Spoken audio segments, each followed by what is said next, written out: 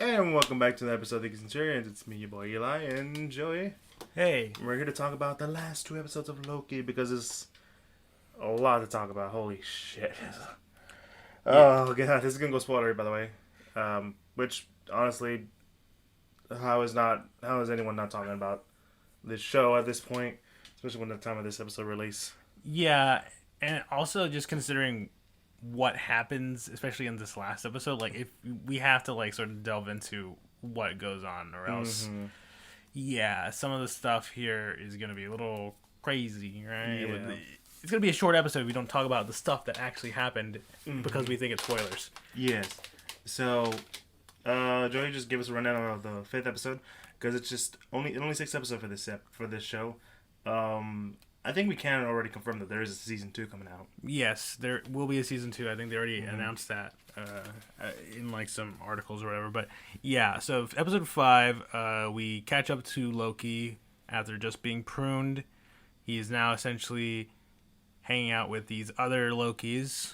Yes, they go by Boastful Loki, which is the African American looking Loki. Kid Loki, which says, pretty much a Croaky, which is what the fans have been calling him.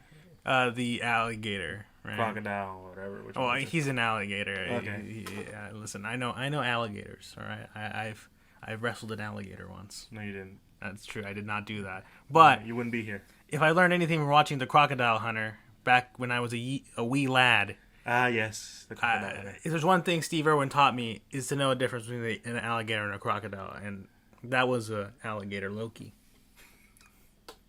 God, I miss Steve Irwin. Yeah. Don't we all? Yeah. Kid's doing great, by the way. Kid's doing great. I love that. Yeah. Also wholesome. Yeah. But anyways. Yeah, and finally, Old Man Loki. Or as he's commonly known as Classic Loki, who is probably one of the best characters. Yeah, for Richard E. Grant. Yeah, for the amount of time he has, they definitely give him some pretty good screen time. Yeah. But yeah, basically, Loki finds out that he is essentially at the end of time. Or what we perceive to be the end of time. Yes, and everything here is essentially sort of a dumping ground for the TVA, and there's this giant eldritch monster, smoke monster called Eliath, who just eats everything that gets sent over here. And, all the other Lokis have essentially just been like, yeah, we're not going to try to fight that thing. We're just going to be out here trying to smoke. Yeah, he's a giant smoke monster. What are we supposed to freaking do? We're just going to try to survive and live our lives in this weird, wasteland. Can I ask you this? Did you get a Galactus Fantastic Four Silver Surfer vibe from Eliath? I kind of. I will admit, at least it's not fully just a giant smoke cloud thing like in Rise of the Silver Surfer.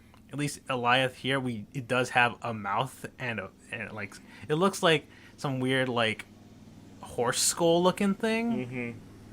So yeah, to be fair,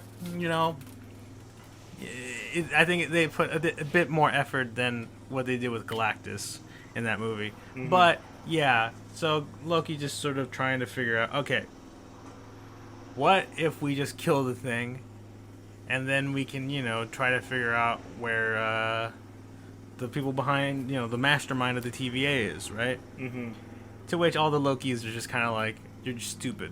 I do apologize for the long order if you guys hear it, but just ignore that.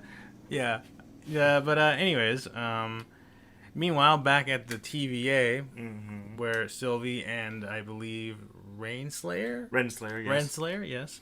She's Slayer of the Wrens. Not Kylo Ren, though. No. He slayed himself, technically. What? I mean, Yeah. All right. No. I'll let slide. Just keep going. Okay, but yeah, essentially, at first, initially, they're sort of just Sylvie's just trying to get information out of her. Just sort of like, listen, I want to know who runs the TVA. It's like, hey, listen, all right, I don't know. Let's figure it out together because Renslayer is now interested. The 3 timekeepers are androids. So who's really running the TVA? But, Renslayer, at first, it seems like she's on Sylvie's side, but pulls a double cross on her. And it's like, come on. How did you not see that coming? But Sylvie in sort of an act of desperation, having been told where Loki might be, considering that at least Renslayer kind of knows where they send stuff that gets pruned, prunes herself to try to find Loki and, maybe figure out, hey, maybe this is where, the person behind all of this is. Because he would be somewhere they can reach. Yeah.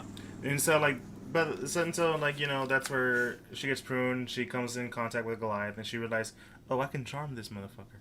Yeah, and she gets picked up by Mobius, who is alive. And driving a car, which is very kind of depressing, because, we're all hoping to be a jet ski. You never know, man.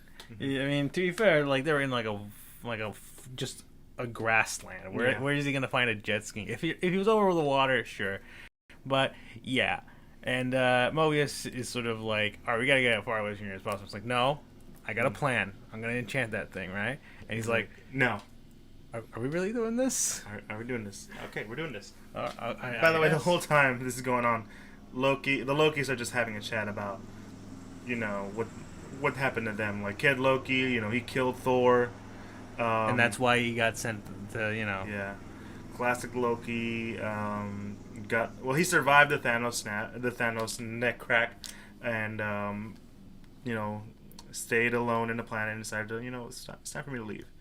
And that's why TVA got him, which is kind of tragic when you think about it. It's just like Loki was meant to be all alone at the end. Yeah, it is. Like, if he doesn't die, then he's meant to be alone. Mm-hmm. Like, he literally old Loki just sort of just isolated himself on a planet and then just kind of I miss my brother Thor. I'm gonna go visit him. I'm gonna see what's up. And then the TVA is like, nope, you're getting pruned, son. Yep. So, and I believe I forget what alligator Loki. Why was he there? Is he just because he's an alligator? And we don't. No one knows. I mean, sure. To be fair, even they're like, do you think he is just a regular Loki, but he's just transformed himself to look like an alligator? Is he playing the long con here? Wow. I mean, he might be just an alligator. Yeah, which is still a Loki thing to do. Yeah, but Loki decides to, and there's also some crazy shenanigans happening. Like, there's a President Loki who's trying to oh yes, vote Loki, a reference to the comics. Yeah, who's just trying to conquer everybody. There's a bit of a snafu. Old Man Loki, Kid Loki, Alligator Loki, and regular Loki, are able to escape. And then Loki convinces them, I'm gonna take down Goliath. And when he's eating something large, we're gonna stab him in the back, kind of thing. And then he quickly sees just what Goliath does, and it's like, new plan. New plan. Clearly, he's not the smart Loki. Yeah, our regular Loki is not the smart Loki, no. But Sylvie does show up. She is the smart Loki. Yeah,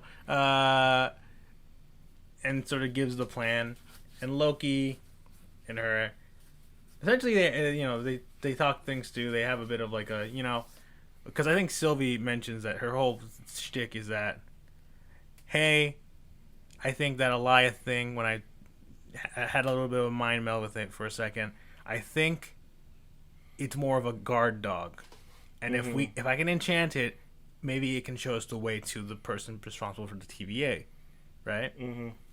So that's basically their plan. Old Man Loki and young Loki are kind of just like, yeah, good luck with that. Yeah, you guys handle that. We'll stay behind. And Mobius as well. He's sort of like, hey, listen, I got something I gotta do, right? And it's like, good luck. You're always my favorite Loki. And I'm pretty sure he said that to Sylvie, though, right? I don't want to say it was the alligator Loki. You know what? Yeah, it probably was. But yeah, they managed to, Sylvie and Loki, they managed to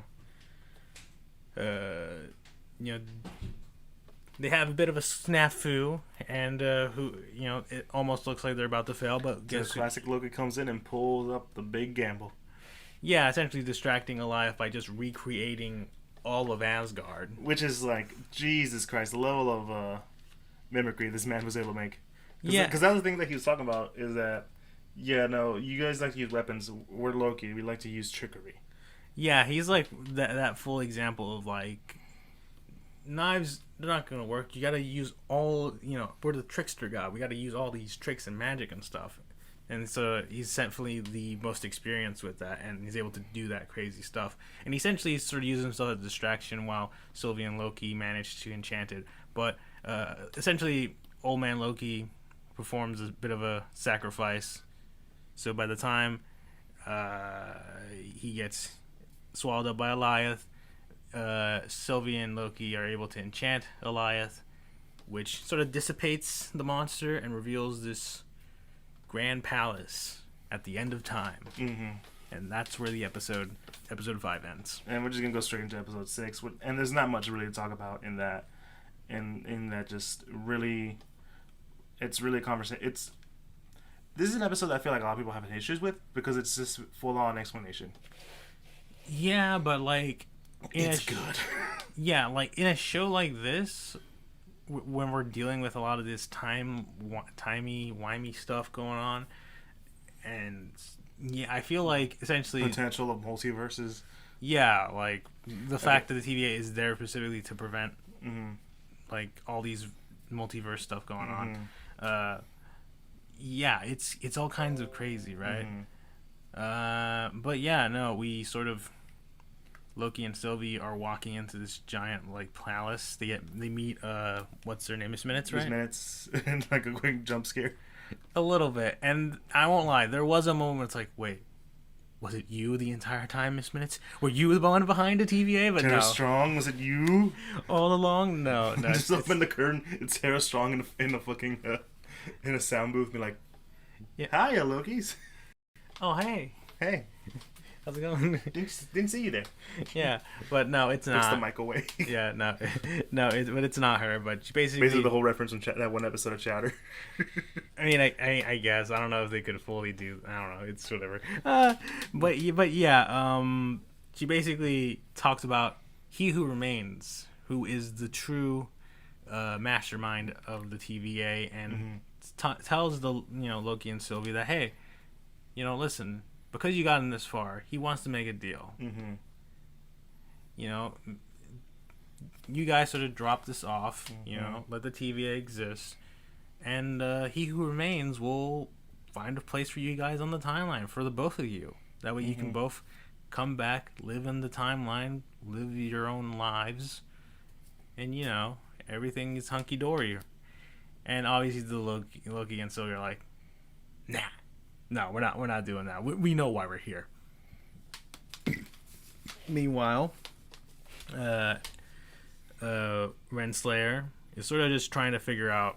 Obviously, she's just trying to figure out who's behind the TVA, because her whole thing is that she's more interested in trying to uphold the TVA, and while not necessarily like destroying it, right? Yeah. Like she's sort of like there has to be a reason for all this. Yeah, there has to be like a reason, and I have to protect the TVA no matter what. Even if I know like what we've been told is a lie, it still is like something that keeps everything in order, And as she's just trying to figure stuff out, guess who shows up? Mobius.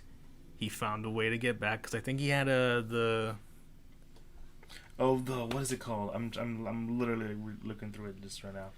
I forget the name of it. It's on my head. It's the device they use to travel through time all the time. Yeah. He's able to come back. He sort of just has a one-on-one conversation with Renslayer. It's like, listen, I trusted you. You were like one of my friends, and like, how can you still like be a part of this? And it's like, I still need to know the answers. Yeah. Right. There's gotta be. Like I said, it has to. It's a question of like the why are we here situation. Like why is it that we are? Why are we here doing all this stuff? There has to be a purpose, and like I have to find my the reason for my existence, the reason why we're here. It kind of calls back to that earlier conversation with Loki and Mobius about there's sort of semi conversation of is there like a god out there, can you believe in something and stuff. And really it's kind of funny that Renslayer's whole life is a lie, but she's trying to make it so it's not a lie anymore. Yeah, Meanwhile, Mobius, I think he mentioned essentially, they sort of mentioned that Mobius, I think, let B-15, the hunter, Yeah.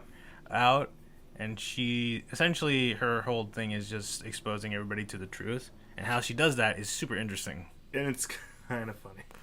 Yeah, she basically just leads some of the Minutemen back to a specific time where they find the regular Renslayer From 2018. Yeah, where she came 3 years ago. Yeah, where it's like, you're not going anywhere, B-15, and it's like, why are you guys in my office? It's like, Wait, what? wait, Master Renslayer, what are you doing here? That's not her. Dumbass. Yeah, like, and then that's sort of like, Oh. So that... I'm the asshole. Yeah. But anyways, back to sort of the main focus of the episode. Loki and Sylvie finally meet the He Who Remains, which is John. I must say John Rhys Meyers. Is that his name? Yes, I want to say it is. maybe. Double check just in case. Yeah, the true mastermind of the TVA, and he's very much. He's kind of like a interesting guy. Mm-hmm. He's very like, hey, how's it going? He's chilling, just gonna eat this apple, and obviously, which is how you know he's a villain. Jonathan Majors. There we go. Yeah, I knew I got someone wrong. Jonathan Rhys Meyers. What was that name? I don't know. But he's sort of like, why don't you come in my office? Let's talk about this, right? And I think Sylvie's multiple times just trying to stab him, but he's obviously like dodging out of the way. He's like, oh, that's nice. You try so hard. That's a totally different person. I just looked up what Jonathan Rhys Meyers was. Totally different person I was thinking of. Okay, interesting. But yeah, they have this sort of big talk in his office, where we basically get sort of the rundown of He Who Remains, his backstory, and essentially why he created the TVA. And yeah, it's all kinds of crazy. He explains that he, like a version of himself in the 31st century, sort of discovered, multiverse. Yep. And, all these different versions of himself sort of meet up. They sort of like, hey, how's, just checking each other out. Causing a cross-transformation of, like, ideas and technologies. Which is... it's funny because, like, one of my coworkers was like, so he's kind of like Rick, right? Like, yes, and no. Yeah. Because and if you're a fan of Rick and Morty, you think about, like, the Council of Ricks and all that cool stuff. That, as I recall, they got the idea from Marvel Comics where there's the Council of Reeds. Reed Richard. Like, all these different multiversal Reeds all coming together and, sharing ideas and talking. Yeah. So I think that's where they got it from. Especially since, like, one of the, I think, the supposed backstory of King the Conqueror is that he's, like, a descendant of either Reed or Doctor Doom in the 31st century. Mm-hmm. So it's, like, it's kind of like a bit of that. Mm-hmm. Yeah. So, and at a certain point, when several variants of He Who Remains decided, hey, new universe, new place to conquer. So, essentially... Because why not? Yeah. And He Who Remains explains that a multiversal war broke out between the universes. And that got my head going. Yeah. And at a certain point, He Who Remains sort of had the idea of creating the TVA. He found, Eliath, and essentially has been using it to, be a dumpster ground for all these variations in time. Which can I say, the Jonathan Majors, the way he acts as, he's technically not Kang, but, he is Kang in a sense, is probably some of the best acting I've seen in a while. Because he is fun. Yeah, he's very much he's in full control. Yeah. Like anytime he even pulls out basically a script of everything that they're gonna ask and what they're saying, because he's like, I've already seen what happens.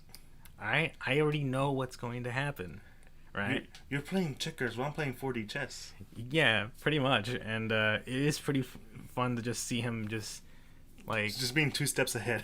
Yeah, just like, Oh, you guys. Oh, you try so I'm hard. gonna stab you. No. Yep, you thought so. Huh? Missed me again. But yeah, he remains basically created the TVA, and in order to essentially keep peace, to stop like the multiversal war by just having just one universe essentially. And any time the timeline tries to variate, obviously he has the TVA stop that. Yeah. Because he knows that and he pretty much explains it to Sylvie and Loki that, listen, if you kill me, you're only gonna get potentially millions of versions of myself, some of which are probably gonna be way worse than me. That guy over there, he kills babies. Well, I mean, yeah. That guy over there, he thinks he's a pharaoh. That guy over there thinks he's a conqueror, man. It's just, I'm the chill one. Yeah, like it's like, look at me, I'm eating an apple. Yeah, he's like, I'm like the best option you have. Like literally. Right? Like I am the lesser of a million evils. Yeah, it's like, I think he says like unfettered chaos or, unyielding control or order, right? Those are the only two options in order to make sure that's the only way this is going to go down. And Sylvie is very much like, no, you're bullshitting us. Bullshit, fuck you, I'm going to kill you. Yeah, like, it's just and like... Loki's like, whoa, hold on now. It's like, listen, alright, I'm a liar. And I know when people lie, this dude isn't lying. Right? Like, they have a bit of a scuffle, Sylvie and Loki. Because essentially is just very wary that, like, what this dude, like, he who remains, he clearly, this is his reason. And if they do this wrong, we're screwed. Yeah. Which is why, essentially, he who remains gives them two choices. Kill him, start the multiversal war, essentially, or Loki and Sylvie take over and control the TVA. They still kill him, obviously, but they are the two that will now sort of... And it's the way that conversation ends, because, like, it's where, like, there's a moment where, I'm just going to call him Kang for now. Like, takes a moment and pauses, and the camera just zooms in on him, and he's like, oh shit, I don't know what's going to I don't know what's going to happen anymore. And as it zooms out, he explained, like, yeah, I wasn't bullshitting you at first, but now I kind of am, because I knew everything what was going to happen, but now I don't know. And now I am legit, like, concerned and scared. Yeah, I think he says, like, to be fair, I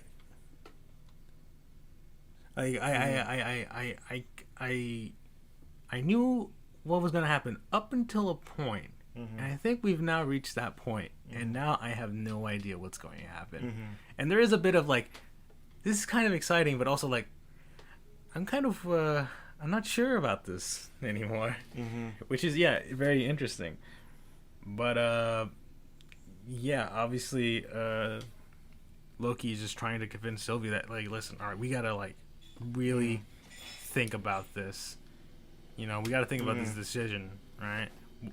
We could inadvertently unleash a shit ton of more of this dude, all right? And apparently, they're probably worse than him. We gotta think this through. Yeah, we gotta think. Sylvie, I know this has been your lifelong mission to kill this guy, but we really gotta think about this. Yeah, pretty much. And Sylvie, sort of takes just like, I'm sorry, right? Like they share a bit of a kiss, which, I mean, some people would probably find weird. I did find it a bit weird.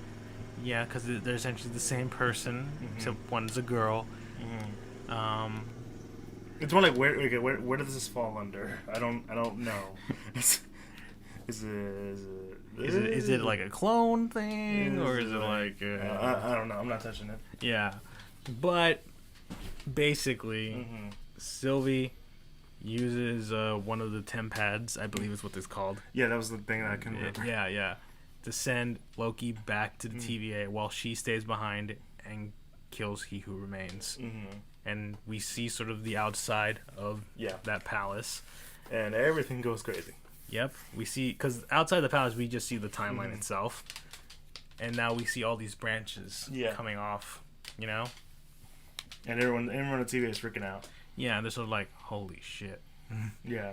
And Loki, he goes to check on him, and he meets Mobius and B-13, and he's like, okay, Mobius, what's going on? And Mobius is like, who the fuck are you?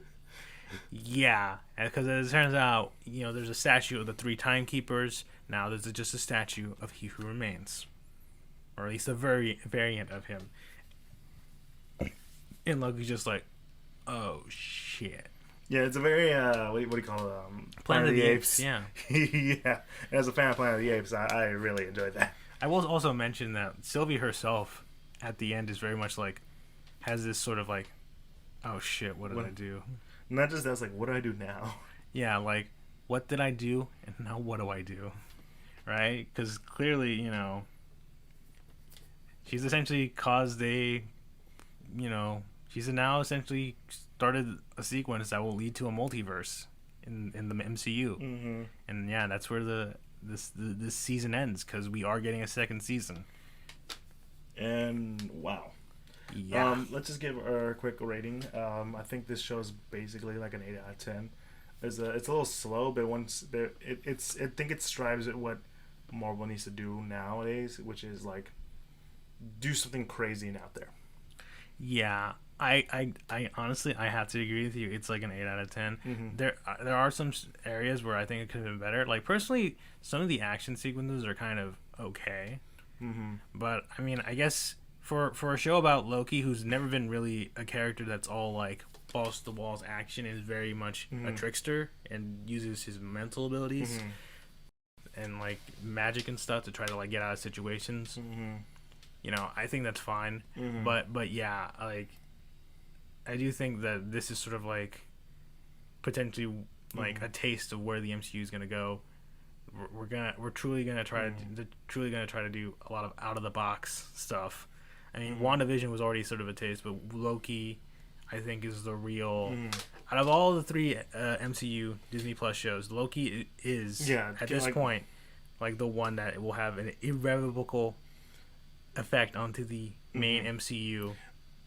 Which is what we're going to be talking about right now. It's because this, with Doctor Strange coming out with being the Multiverse of Madness, the supposed stuff with Spider-Man No Way Home, you kind of wonder like, wait, is this going to be like part? Is this all because of Loki? And I think it was confirmed earlier that Loki will be in the Multiverse of Madness. And so who knows where this can go. But a lot of things in there really indicate, one, where I see things could be going, and I immediately thought, okay, this is where this is it. This is where it can go after Endgame. Because I remember a lot of people saying like, oh man, they did time travel, they can solve everything. I'm like, no, you don't understand. There's a character that does time travel, and if we introduce time travel, we cannot continue time travel without this character, and that was Kang. Because he's the big like time traveling villain, right? And like his history is complicated. I'm pretty sure there's like a YouTube video or like a quick Wikipedia page that explains his whole thing. But yeah, I recommend checking that out over me because I don't know much about Kang. I just know that he's a villain. Time travels. He's probably related to either Raid or Doctor Doom. One of the two. That's all I know. But there's a lot of things in there that really remind me of like Jonathan Hickman's Secret Wars. And in that one, it was basically a multiversal threat. Like the multiverses were colliding with each other. Right. Like the Ultimate Universe, the universe that Miles Morales is originally from, is impacting the original Marvel Universe, where Peter Parker is from. So I sensed a lot of that in there. Essentially with like a lot of connections to there. Now, I don't think that's where we're going next. I think that's more of a setup. Like, hey, we have multiverse stuff. Okay? What we're gonna do now is totally, going planned out. Like, I don't see this being like the next big, like Avengers level thing. It might be like it might be the Endgame level thing, or Infinity War level thing. Yeah, like how Phase 1 set up the Infinity Stones and teased Thanos, which we didn't get the full payoff until Phase 3, end of Phase 3, right? Uh, and here, essentially, that whole phase 1 through 3 is essentially the Infinity Saga at this point, right? So now we're entering a new saga, and I feel like phase 4 is definitely going to be setting up a lot of things, and I think I probably would agree with you. This phase will be probably setting up, one, the consequences of time travel, and thus leading to, some multiverse shenanigans. Well, I mean, like the TVA has explained, like, everything that happened that was supposed to happen, we allowed it to happen. Yeah. Now that the TVA isn't the way it is, we might be getting a lot of more problematic stuff. Like, a lot of things like we think don't have to happen are now happening. Right. And that's kind of like the big thing about it. Like, now time travel is becoming a big issue. The consequences are about to reveal themselves. Also, multiverses are being a thing. Yeah, I mean, we also know that Kang the Conqueror himself, I think, has been revealed to be a character in the next Ant-Man and the Wasp movie. Yeah, Quantumania. Yeah. So, yeah, I could definitely see them setting up Kang as sort of like a, not necessarily Thanos level villain, but definitely sort of this dude means business. Like maybe the new Loki. Potentially, right? Because Loki was the one that was like he wasn't the big bad. He was the big bad in the first movie, in the first Avengers movie, but like throughout like the rest of the, the Infinity Saga, he was like a key player, doing a lot of things. Stuff behind the scenes. Yeah. Like, without him, Thanos would never have reached the Asgardians and, grab the Space Stone. Right. Yeah. So he had some roles to play, and some character development to go through. Now, I can totally see that with Kang. Maybe he's like, I don't agree with my other people, my other variants, and I'm here to help. But also the fact that, remember, Kang is supposedly a descendant of either Reed or Doctor Doom. What movie are we getting next? Yeah, Fantastic Four is on the docket. I mean, we don't know exactly when it's coming out, but we don't know what's it about. Yeah, but we know it's coming. So we really want John Krasinski to be Mr. Fantastic. Yeah, I don't know, maybe. But it's coming. So definitely a sort of pivotal character that has some relations to Fantastic Four. I mean, that's a pretty big deal. Yeah, and considering like we're talking about Secret Wars, and especially because I mentioned 2014's Jonathan Hickman Secret Wars, Mr. Fantastic plays a prominent role in that story. Like, he and Doctor Doom go at it, especially since Doctor Doom is a vital villain in both versions of Secret Wars, the original and the most recent one. I mean, he's also just a big villain in general. Like, he's like truly like just one of those big bads. He's just always sort of doing his own thing. He's also very unique in terms of how of a villain he is, So, that will be interesting to see. Yeah, because I mean, I say Secret Wars because I feel like that has to be like the next big event based on a comic book. But I feel like if we're doing Secret Wars, we gotta really build that up, especially if we're adapting, if we're taking cues from the most recent one, which, from my understanding, because I didn't read most of that.